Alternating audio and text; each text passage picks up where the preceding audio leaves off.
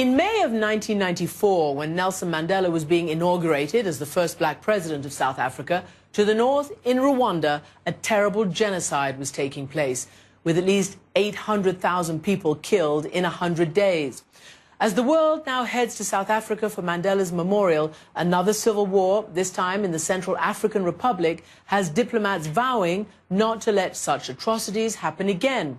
French troops have just arrived in an attempt to disarm militias. CNN's Nima El-Bagir is on the ground in Bosangoa, and she witnessed the violence unfolding over this past week. Even as the UN Security Council was voting to give France the mandate it needed to engage here in the Central African Republic, Christian and Muslim militias were taking aim at each other's communities. For the last 20-30 minutes, we've been hearing sustained gunfire. We've now started hearing some heavy weaponry. It's coming from a lot of different directions. Oh, and that was an RP overhead. Oh. Dad, I'm here, I'm here. I'm here, where are you? All right, they told us to go, they told us to go. Let's go, let's go.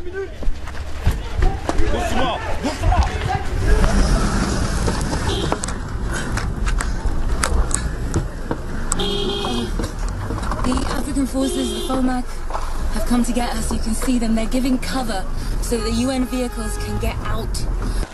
We've now been brought to the FOMAC base. The fighting is still quite close even here.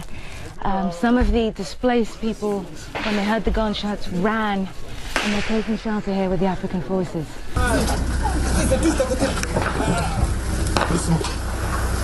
Okay. Bonjour, madame.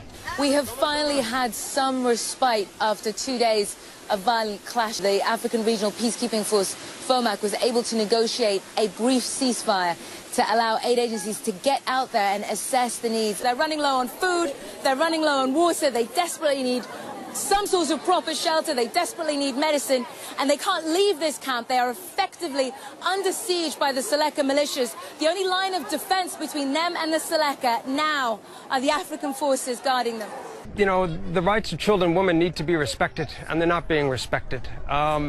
And, you know, we can't do our work, and there's frankly little prospect for moving out of this situation unless people, especially leaders, people who are armed, people who are responsible for armed men, recognize that and begin to take those responsibilities seriously. They're shooting again.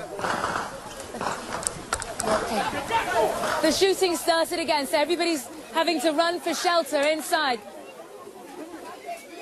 Should we take the other one?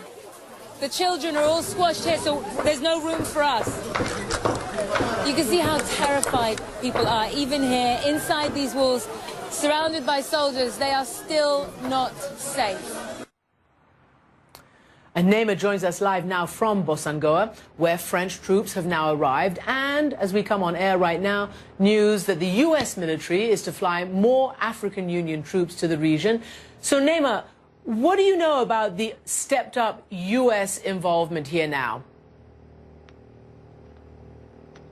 Well, the sense we're getting here, Christian, is that the escalating violence here in Bosangoa has forced France's hand. Initially, the plan was that they were going to focus on stabilizing the capital, Bangui, and then slowly spread out towards the region. But the death toll that we've been seeing, the spiral of retaliatory attacks between the Muslim Seleka militias and the Christian militias, that's caused the French troops to have to move up here far quicker than they expected to. And they've had to travel light. Only about 120 men came into town. For now, that seems to be enforcing a tense but calm ceasefire between the two sides. But the reality is that not only are they going to need to sustain that, but they're going to need to push further out, where about 130,000 people, we understand, have been hiding in the bush for the last 6 months, Christian. And that's where the U.S. comes in. Yesterday evening, the U.S. Secretary of State for Defense received a call from the French Prime Minister requesting their help in deploying other African Union troops and other French troops so that they can build up the numbers and hold some of these positions. And Neema, it's such an incredible difference from 20 years ago in Rwanda, where the UN Security Council did not authorize any troops, and look what happened in Rwanda. Do you think this might have an effect now that the UN Security Council is stepping up to the plate? For instance, what have the French been able to do so far? Have they been able to disarm some of those militias?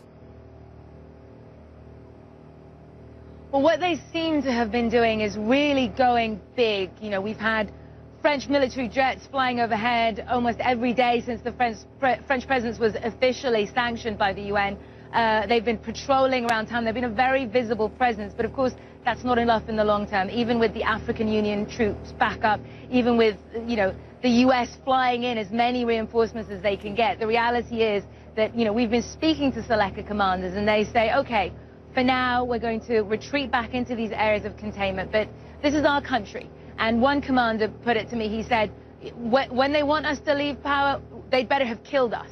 I mean, that's really what you're dealing with here. And maybe that's why the US has decided to move in, so that they can hit quickly, hit hard, and then neutralize these people, put them into a position where perhaps they can be forced to the negotiating table.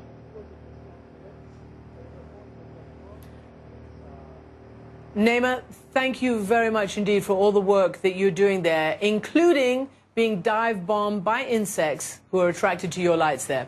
Thank you very much.